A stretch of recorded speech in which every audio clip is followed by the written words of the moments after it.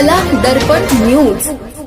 शहरातील शिवाजीनगर परिसरातील शिवमूर्ती सभोवतालच्या अतिक्रमणाच्या प्रश्नावर अखेर सर्वपक्षीय समन्वयातून तोडगा निघाला असून शिवमूर्ती शेजारील 30 फूट जागा मोकळी करून त्या ठिकाणी छत्रपती शिवाजी महाराजांची अश्वारूढ पूर्णाकृती मूर्ती उभारण्याचा निर्णय घेण्यात आला आहे. या कामासाठी सुमारे 2 कोटी रुपयांचा निधी उपलब्ध करून देण्याचं आश्वासन खासदार धैर्यशील माने यांनी दिलं. शिवमूर्ती परिसरातील छोट्या खोके हटवून जागा स्मारकासाठी मोकळी करावी अशी मागणी बजरंग दलाकडून करण्यात आली होती. या मागणीसाठी संबंधित संघटनेने उपोषण आंदोलनही छेडलं होतं. दुसरीकडे खोकीधारक संघटनेनेही आपल्या उपजीविकेचा प्रश्न उपस्थित करत खोके काढू नयेत या मागणीसाठी आंदोलन केलं. या तणावपूर्ण पार्श्वभूमीवर हुपरी नगर परिषदेकडून सर्वच लहान मोठ्या व्यावसायिकांना नोटिसा बजावण्यात आल्या. मूळ प्रश्न फक्त शिवमूर्ती परिसरापुरता मर्यादित असताना संपूर्ण गावातील व्यावसायिकांवर कारवाईचा बोजा टाकल्याने नाराजीचा सूर उमटला.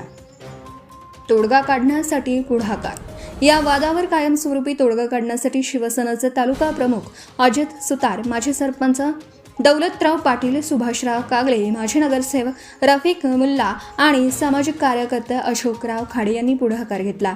खासदार धैर्यशील माने आणि आमदार अशोकराव माने यांच्या मार्गदर्शनाखाली हातकणंगले तहसीलदार कार्यालयात व्यापक बैठक आयोजित करण्यात आली.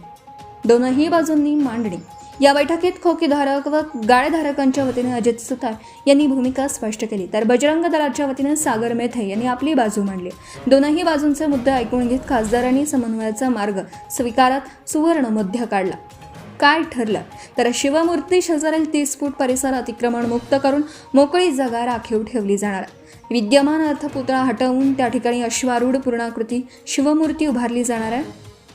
स्मारक उभारण्यासाठी सुमारे 2 कोटी रुपयांचा निधी देण्याचं आश्वासन. उर्वरित व्यावसायिकांवर अन्याय होणार नाही याची काळजी घेत नियोजनबद्ध कारवाई.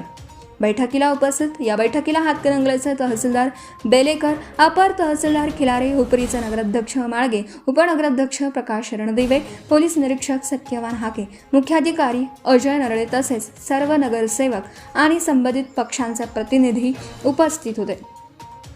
तणावपूर्ण वातावरणातही दोनही बाजूंनी संयम राखत चर्चा केली आणि प्रशासनाच्या मध्यस्थीने प्रश्न मार्गी लागला. स्थानिक पातळीवरील वाद संवादातून सोडवण्याचा हा आदर्श नमुना ठरल्याची भावना नागरिकांकडून व्यक्त होत आहे.